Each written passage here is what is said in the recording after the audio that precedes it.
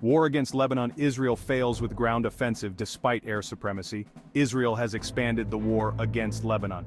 The bombing war, which had been going on for 3 weeks, was supplemented by a ground offensive. This has so far been unsuccessful. In the fight man against man, Israel clearly loses. However, air supremacy is almost complete thanks to massive US aid. Israel has expanded the war against Lebanon. The bombing war, which had been going on for 3 weeks, was supplemented by a ground offensive. This has so far been unsuccessful. In the fight man against man, Israel clearly loses. However, air supremacy is almost complete thanks to massive US aid. Hezbollah responds with rocket attacks on Tel Aviv. There are increasingly open reports about military and strategic developments, especially in the US media. They show that quite a military imbalance has developed. Thanks to the unconditional support of the USA, Israel has complete air sovereignty over Palestine and Lebanon as well as parts of Syria. Air defense against modern missiles from Iran is practically non-existent, and defense against Hezbollah missiles is only partially successful. On the ground, Israel has been trying to achieve success in Gaza for a year, but so far completely unsuccessfully in Lebanon.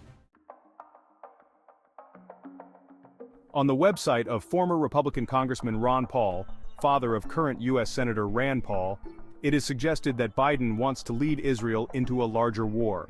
After Israel was hit by around 200 Iranian missiles, it has so far not dared to respond to the attack. Instead, it has launched new airstrikes on the center of Beirut and the southern area of al-Dahieh, which simply means suburb, with its predominantly Shiite population. Israel seems to have forgotten what attacks on al-Dahieh mean. Hezbollah claims it has established a new deterrence equation. An Israeli attack on the al-Dahieh neighborhood in Beirut will be met with a retaliatory strike on Tel Aviv. According to Hezbollah, the new equation put forward by Hassan Nasrallah is that any attack on Tel Aviv will be the response to Israeli actions in the al-Dahieh neighborhood in Beirut. The new leadership of Hezbollah will certainly adhere to this doctrine. The fact that Hezbollah has not been weakened by the Israeli attacks on its leadership is shown by yesterday's attempts by the Israeli army to invade southern Lebanon. Its special forces were immediately ambushed by Hezbollah. 8 of its soldiers were killed and many more wounded. More injuries were reported today. Around the huge military-industrial complex in the USA, an equally large scene of specialist media is proliferating. These contain quite open reports on the progress of the fighting, such as in Military Watch magazine. A report yesterday deals with Hezbollah attacks on the Israeli Air Force. The Lebanese Hezbollah militia shelled the Ramat David Air Base in northern Israel with Fadi-1 missiles. This was the latest in several attacks by the paramilitary group on Israeli Air Force facilities in the wake of the intensification of hostilities between the two parties. The attacks began on the morning of October 5th, with Hezbollah also attacking Israeli military facilities near the settlements of Yarun and Kfar Galati.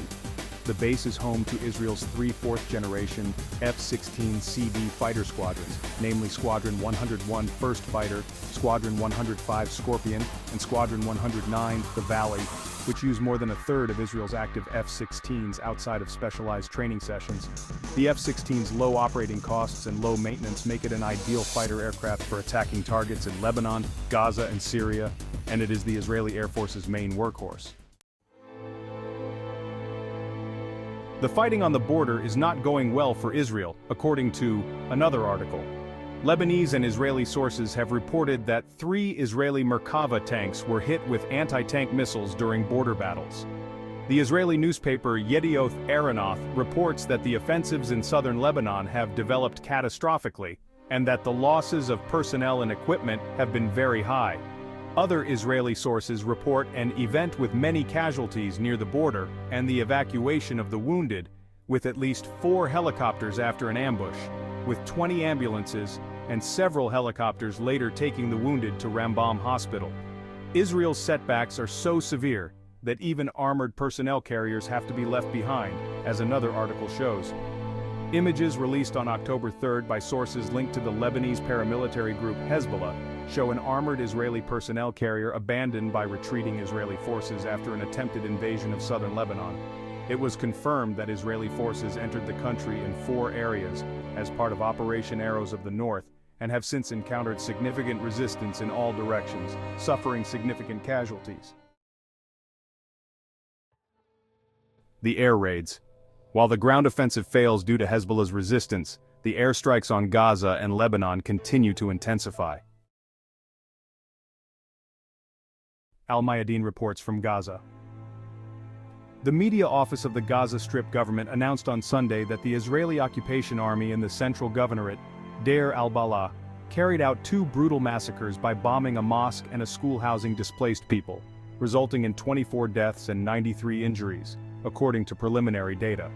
According to the statement, these 2 brutal massacres follow a series of attacks by the occupying army, which has bombed 27 homes, schools, and displacement centers in various governorates of the Gaza Strip in the last 48 hours. These ongoing bombings have resulted in dozens of deaths and injuries and coincide with the dire health situation in the Gaza Strip, which is home to over 2.4 million people. The statement points out that the remaining hospitals are unable to provide adequate medical care to the daily growing number of wounded and sick.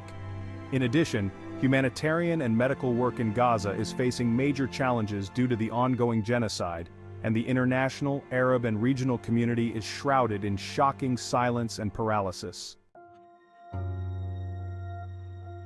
The airstrikes on Beirut, Tripoli, Bekaa Valley, and southern Lebanon were also intensified. The following video gives impressions of Beirut in the past and after the bombings. Norwegian Dr. Mads Gilbert on the work of Lebanese paramedics and the targeted attacks by Israel's Air Force on ambulances and hospitals. These Lebanese paramedics are the moral compass of the world, because they show what it means to be human. Over 1,000 paramedics killed in Gaza, West Bank, and Lebanon. What a shameful anniversary for Israel, the USA, the EU, and NATO. War against Iran. For the final victory, US think tanks believe that Iran must be defeated.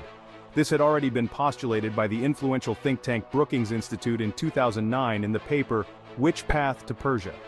The USA had begun the fight against Iran in 1953 with the coup against the democratically elected President Mohammad Mossadegh, because he wanted to nationalize the oil deposits and production. This is the current planning according to Military Watch magazine.